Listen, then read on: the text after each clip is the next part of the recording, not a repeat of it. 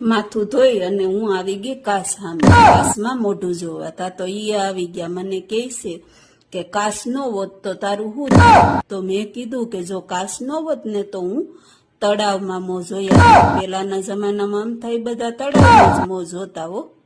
પછી મેં ચા બનાવી અને ચા લઈને હું આવી ગઈ બાલ્કનીમાં. સવારની ચા તો અમે બાલ્કનીમાં જ પીએ હો. હાલો કોઈને પીવી હોય ચા તો આવી જાવ હોય. પછી હું બેહી ગઈ લેપટોપ લઈને. જે હું લેપટોપ મેં હાથમાં લીધું તા તો મને એવી ફિલિંગ આવી કે જાણે હું કોઈ મોટી કંપનીમાં કામ કરું છું.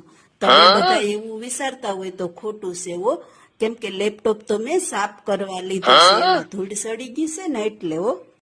પછી તો બેહી ગયા સોફે હો, પણ મારે હજી ટિફિન કરવાનું બાકી છે. હાલો તો આપણે ટિફિન કરી લઈએ, પછી મળીએ હો.